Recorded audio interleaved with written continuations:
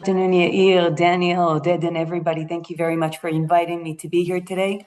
It's my pleasure. I can't open my words without mentioning the Bnei Menashe. Last night, I was at the airport welcoming another airplane of new Olim coming from India, from the Bnei Menashe community. I've seen a lot of welcoming new Olim in Israel. It was not my first, and it was the most emotional one.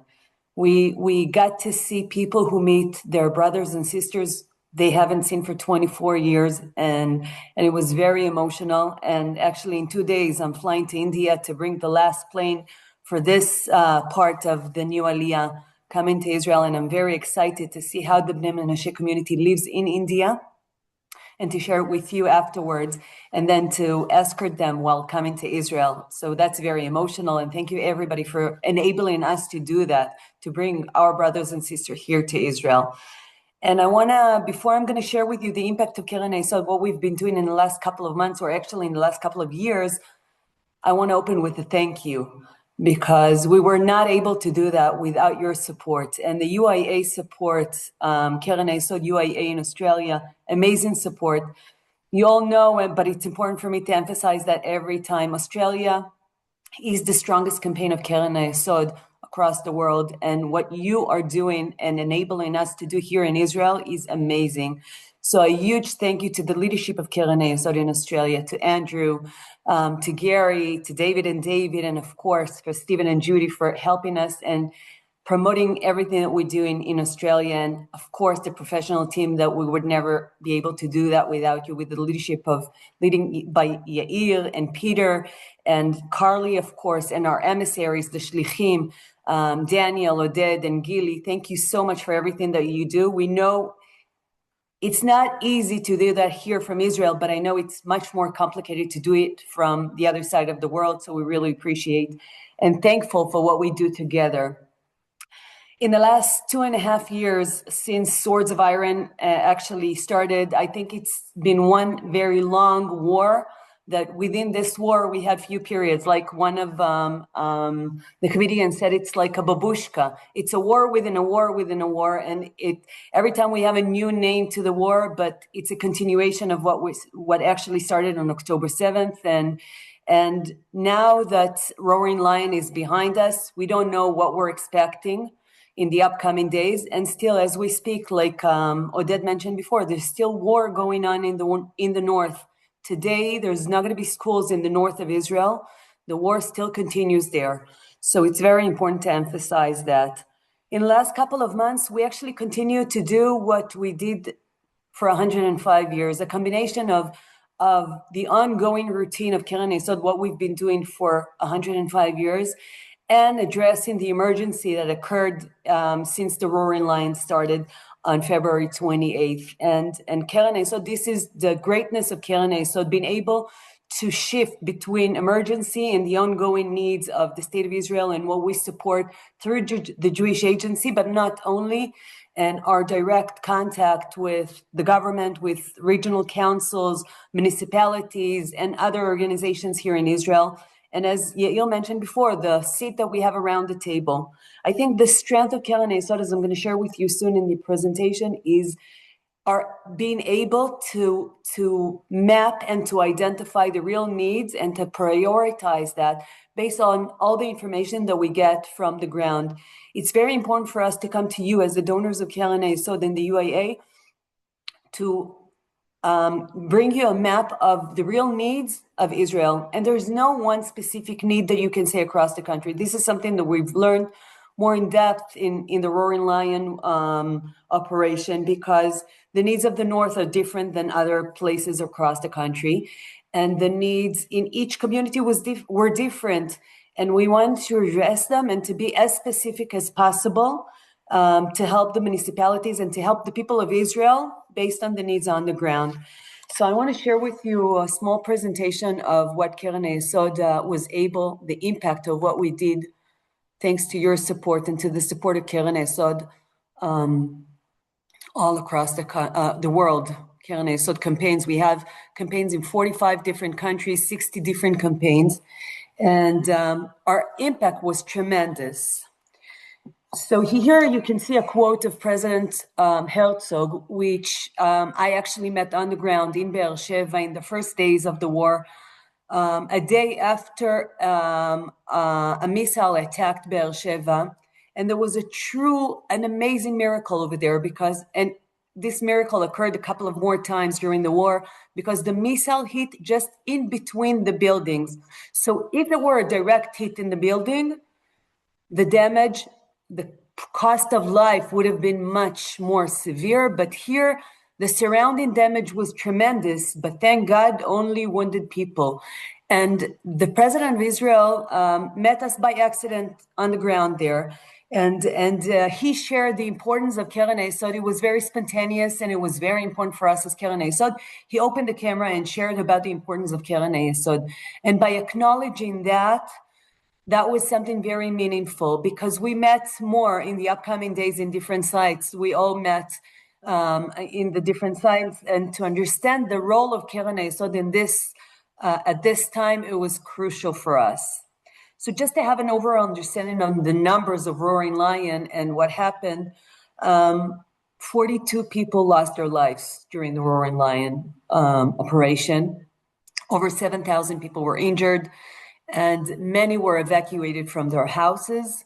For many of them, it's going to take a long time to go back to their houses or new houses. Rise and Lion, which took place on June 2025, many of those who were evacuated back then did not go back to their houses yet. So now it's a growing impact of many people who are evacuated and how it impacts their lives.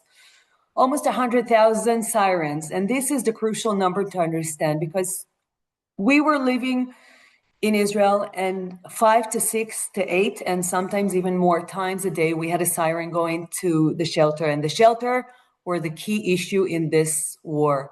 Those who had a shelter, it was easier for them.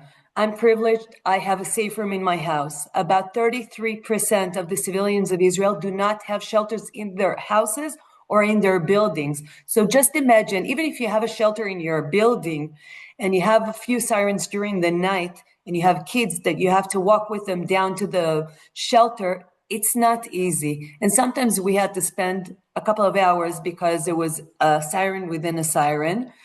And 33% of civilians of Israel do not have shelters at all, which means they have to walk to a shelter down the street outside their building, and it takes time and it's not comfortable. So that was one of the major challenges that Keren Hayesod wanted to address and to help with. And here you can see the number. And as it's mentioned here, behind each number, there's a family, a home, and a life that their life is going to be changed forever. When we talk about the impact of what Keren Hayesod UIA was able to do across the country, here you can see the map. And it's not the maps of the attacks, you should understand that, because there were many attacks in the center. But Keren Hayesod is strengthening one of our major responsibilities and challenges is to address the challenges of the peripheries of Israel, is the geographic and the social periphery of Israel. Tel Aviv was really impacted a lot, and other cities in the center, but Keren Hayesod is trying to help those who needs our help the most. And there you see our focus in the north and in the south, but across the country. And you can see the number, and I'm going to dive into what we actually did. So first and foremost, we worked closely, and we will continue working with the municipalities and the regional councils across the country. And we've been there on the ground with each and every one of them, identifying the needs on the ground and help them, each one on a different scale. We wanted to know what are the challenges that each municipality is affected by and how we can address. The major thing that we've helped is with the shelters, renovating shelters, equipping shelters to provide people the basic equipment for them to go to the shelter, because people had to choose to go to the shelter. Sometimes they spent nights in public shelters. And by equipping them, you attract people to come and you save life. And it's really important. You saw the video before of the Carmiel, and I'm going to dive into it very soon, but providing portable shelters, almost 100 portable shelters across the country, it helps the places to go back to kind of routine, enabling kids, like you saw in the video, playing close to their house, leaving their house. Their parents allowed them to go to play downstairs only because they knew there was a portable shelter, that if there's going to be a siren, they'll be able to go to the shelter. And if they wanted to go to buy some grocery or to do some arrangement, like to do some to go back to routine, only portable shelters allowed that. And this is something major that we're doing. When we're talking about lack of shelters across the country, the situation in the north is worse. And the situation in the north is you don't get an alert of 7 minutes before, like we did with Iran. They get 15 to 30 seconds alert before the siren. And sometimes the missile is hitting before the siren itself. And 30 seconds, you just can try to practice and imagine it's nothing. Even if you're in your own house and you have a safe room, to get to the safe room, sometimes you don't make it on time. So it was crucial for us to help in that. But also we've worked with municipalities that how we can keep people in the public shelters. So bringing entertainment and activities for kids in shelters, and also some respite activities for families, for kids, for elderly people in the north, for people with disabled members of the family, handicap, and also given in some municipalities activities like respite of evacuation for a couple of days outside of their community to get some breathe, to rest a bit, and then to go back with new strength and power. So we work closely with the municipalities to identify the needs. Here you can see in the background a picture of Dimona. Again, like in Be'er Sheva that I mentioned before, the missile hit in between the buildings. Many buildings were damaged, destroyed, and affected by the bomb, but thank God, nobody was killed. If the missile would hit directly one of the buildings, only those who were in the bomb shelter would be saved. And many people didn't make it to the bomb shelter. Unfortunately, in Bet Shemesh, it was a different story. Bet Shemesh, the missile hit directly and even hit those who were in the shelter. 9 people were killed in the site. Over 40 people were injured, and dozens were houses were destroyed. And we're working closely with the families that were evacuated. When we're talking about Keren Hayesod, so we worked closely with the municipalities, but we're also working, as always, with the Jewish Agency, our main beneficiary of Keren Hayesod, as we support the ongoing stories of Aliyah and the facilities of the Jewish Agency. We know how to address and to shift into emergency mode when it's needed. And when we refer to the activity of the Jewish Agency, so we address the Amigur residents across the country, but most in the north and in the south. And Amigur is hosting elderly people. Almost 30% of the residents in Amigur are Holocaust survivors. Usually they live independent life in a facility of the Jewish Agency, enabling them to live with respect their life.